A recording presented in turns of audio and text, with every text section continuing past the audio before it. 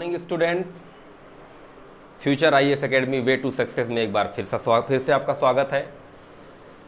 आज संडे है, लॉकडाउन का ये पीरियड चल रहा है, लोग अपने अपने घरों में हैं और यही वो समय है मित्रों कि हम ज़्यादा से ज़्यादा काम जो घर बैठ के हम कर सकते हैं वो आराम से करें। अभी कल मैंने आप लोगों से भारतीय इतिहास के बारे में विगत कक्षा में डिस्कस किया था और मैंने आपको ये बताया था कि भारतीय इतिहास लेखन कला और यूरोपीय इतिहास लेखन कला के बीच में क्या डिस्प्यूट है। हम लोगों ने इस पर विस्तृत चर्चा की थी और मैंने प्रश्न भी दिया था। काफ़ी अच्छा लगा, कई स्टूडेंट के रिप्लाई भी मुझे आए हैं, कमेंट भी आए हैं और जिन स्टूडेंट के क्वेश्चन में जो प्रॉब्लम थी उसको एनालिसिस करके मैंने उनके व्हाट्सएप नंबर पे सेंड भी कर दिया है। तो आप लोगों को मैंने विगत कक्षा में बताया था कि यूरोपीय इतिहासकार किस तरीके से भारतीय इतिहास के बारे में अपने वक्तव्य को रखते हैं, तो उसका खंडन किस प्रकार से हेमचंद राय चौधरी, नीलकंठ शास्त्री जैसे हमारे भारतीय इतिहासकार उस वक्तव्य का एक नए सिरे से खंडन करते हैं। उसी प्रकार आज हम आगे बढ़ते हैं, आपको इतिहास के अगले कदम पर लेके चलते हैं, अगले पड़ाव पर लेके चलते हैं। तो आज हम पढ़ेंगे इतिहास के काल का विभाजन। आज का जो विषय है वो है इतिहास के काल का विभाजन। इतिहास के काल के विभाजन को तीन भागों में वैसे जनरली लोग जानते हैं, एक प्राचीन इतिहास, एक मध्यकालीन इतिहास और एक आधुनिक इतिहास। लेकिन यूरोपीय इतिहासकारों ने यहाँ पर भी अपनी श्रेष्ठता को साबित करने का भरसक प्रयास किया। उन्होंने कहा कि प्राचीन इतिहास नहीं था। उस समय प्राचीन समय में हिंदुओं की व्यवस्था चरम सीमा पर थी, चरमोत्कर्ष सीमा पर थी, इसलिए प्राचीन इतिहास को हिंदू काल के नाम से यूरोपीय इतिहासकारों ने व्याख्यायित किया।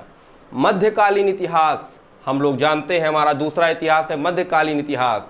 यूरोपीय इतिहासकारों ने इस इतिहास को भी कहा मुस्लिम काल। क्यों? क्योंकि मध्यकाल पूरा का पूरा मुस्लिम शासकों के इतिहास पर निर्भर है। आधुनिक इतिहास, जिनको हम आधुनिक इतिहास के नाम से आज जानते हैं, यूरोपीय इतिहासकारों ने कहा जब अंग्रेज भारत आते हैं वहां से शुरू होती है भारतीयों को सभ्यता और संस्कृति की शुरुआत होती है, वहां से भारत में आधुनिकता की शुरुआत होती है। इसलिए आधुनिक इसके इतिहास को आधुनिक काल के नाम से वो जानते हैं। लेकिन हमारे जो चर्चा का विषय है वो ये है मित्रों कि इतिहास को तो हम तीन भागों में बांटते हैं, जानते भी हैं, प्राचीन इतिहास, मध्यकालीन इतिहास और आधुनिक इतिहास। और यूरोपीय इतिहासकारों ने किस सिस्टम से, जैसा मैंने आपको बताया कि प्राचीन इतिहास हिंदू काल, मध्यकालीन इतिहास मुस्लिम काल और आधुनिक इतिहास आधुनिक काल। क्यों? क्योंकि अंग्रेज भारत आए तब भारतीयों को सभ्यता सीखने को मिली और उनका इतिहास आधुनिक काल के नाम से जाना जाता है। ये आज चर्चा का विषय बन गया है यूरोपीय इतिहासकार और भारतीय इतिहासकारों के बीच का। लेकिन हमारे भारतीय इतिहासकारों ने समय समय पर इन सभी वक्तव्यों का बहुत ही नए सिरे से खंडन किया है और बहुत अच्छी बात है कि आज भारत के इतिहास को हम इसी रूप में पढ़ते हैं, प्राचीन इतिहास, मध्यकालीन इतिहास और आधुनिक इतिहास। अब आइए मैं ले चलता हूं आपको प्रागैतिहास की तरफ। प्रागैतिहास जैसा शब्द से इंगित होता है कि प्रा मतलब पिछला, इतिहास मतलब इतिहास। ऐसा इतिहास जहां पर साहित्यिक स्रोत की कोई बात नहीं की जा सकती, कोई साहित्यिक स्रोत प्रागैतिहासिक काल में नहीं मिले हैं। केवल और केवल पाषाण के उपकरण मिले हैं, इसलिए इस इतिहास को पाषाण काल के नाम से भी जाना जाता है। क्यों? क्योंकि हमने आपको पहली क्लास में बताया था कि कोई भी इतिहास तब तक इतिहास नहीं माना जाएगा जब तक उसके प्राचीन मध्य आधुनिक कोई भी इतिहास को उठा लीजिए, तब तक वो ऑथेंटिकेटेड नहीं माना जाएगा जब तक उसके साहित्यिक और पुरातात्विक दोनों स्रोत सही ना हो। तो प्रागैतिहास में खानाबदोश जीवन जीने वाले हमारे पूर्वज वो साहित्यिक स्रोत तो लिखेंगे नहीं बैठ के, वो पत्थर के औजार का प्रयोग करते थे शिकार के लिए। मैंने एक बार अपनी कक्षा में डिस्कस किया था, वो शिकार के लिए पत्थर के औजार का प्रयोग करते थे।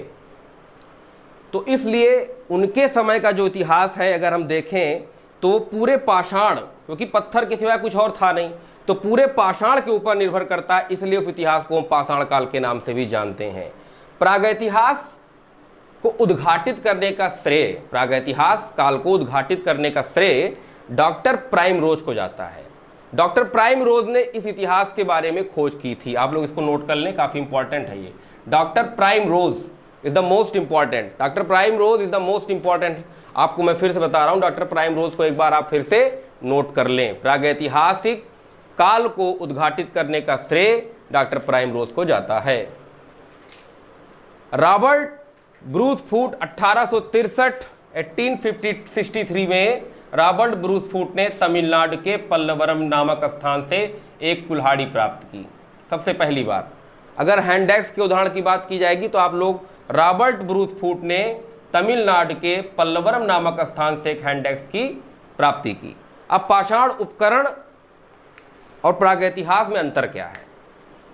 पाषाण उपकरण और प्रागैतिहास में अंतर क्या है, इसके बारे में जान लें। देखिए, प्रागैतिहास और पाषाण ये कोई अलग अलग दो चीजें नहीं है, ये एक ही चीज है।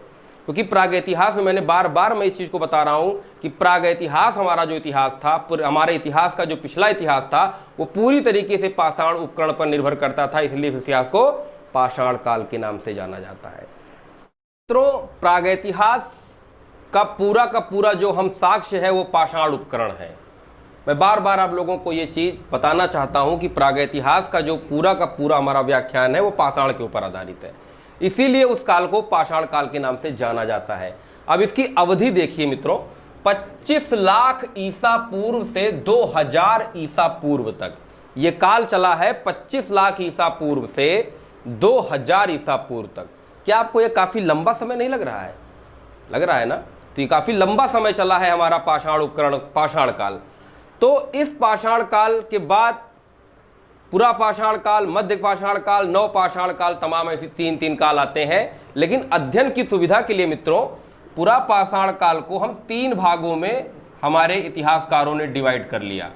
3 भागों में डिवाइड कर लिया। क्यों? क्योंकि इतना लंबा काल है, इसको पढ़ने में दिक्कत होगी, इसको अध्ययन करने में दिक्कत होगी, इसलिए इस पुरा पाषाण काल को इन्होंने 3 भागों में बांट दिया है मित्रों। वो पहला भाग है, एक है निम्न पुरा पाषाण काल, एक है मध्य पुरा पाषाण काल और एक है उच्च पुरा पाषाण काल।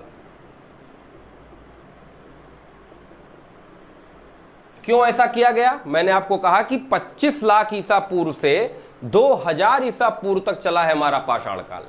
अब विद्वान क्या करते थे, इतने बड़े पीरियड को अध्ययन करने में उनको दिक्कत होती थी, इसलिए उन्होंने पूरा पाषाण काल को 3 भागों में डिवाइड कर दिया, निम्न पूरा पाषाण काल, मध्य पूरा पाषाण काल और उच्च पूरा पाषाण काल। तो आज का जो विषय रहा है वो ये रहा है मित्रों कि इतिहास के काल का विभाजन आपके सामने है और यूरोपीय इतिहासकारों का उस पर क्या वक्तव्य रहा है और भारतीय इतिहासकारों ने उनका खंडन कैसे किया है और प्रागैतिहास क्या है, प्रागैतिहास को उद्घाटित करने का श्रेय किसको जाता है। प्रागैतिहास पूरा का पूरा पाषाण के ऊपर निर्भर करता है और इसीलिए इस काल को 3 भागों में बांटा गया है, पुरा पाषाण काल, मध्य पाषाण काल और नव पाषाण काल। पुरा पाषाण काल को फिर से 3 भागों में डिवाइड कर दिया गया है, निम्न पुरा पाषाण काल, मध्य पुरा पाषाण काल और उच्च पुरा पाषाण काल। क्यों? अध्ययन की सुविधा के लिए इतने बड़े काल को 3 भागों में बांट दिया गया है। और आज का ये अंक, आज का ये विषय मित्रों यहीं समाप्त होता है। और जैसे मैंने बताया था कि मैंने प्रश्न दिया था कि भारतीय इतिहास कला पर यूरोपीय इतिहासकार के वक्तव्य का खंडन करने के लिए, वैसे ही आज का प्रश्न है कि भारत के इतिहास में, लिखिए आप लोग, भारत के इतिहास में।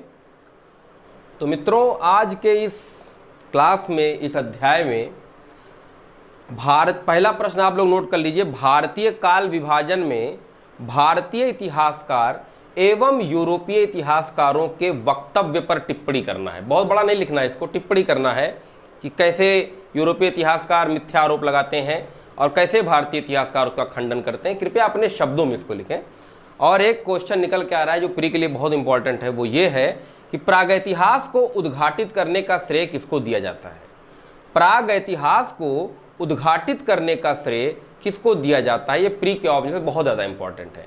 तो मैं आशा करता हूँ कि आप लोग ज़्यादा से ज़्यादा मात्रा में हमारे व्हाट्सएप नंबर 8299033374 पर हमें व्हाट्सएप करके बताएंगे कि इसका आंसर क्या है। और मैं एनालिसिस करता रहता हूँ, मैं आप लोगों को बार बार कह रहा हूँ कि मैं एनालिसिस करता रहता हूँ, मैं खोजता रहता हूँ, तब मैं आपके पास कोई टॉपिक लेके आता हूँ, ऐसे नहीं आता हूँ। तो मित्रों, आज का अध्याय यहीं पर समाप्त होता है।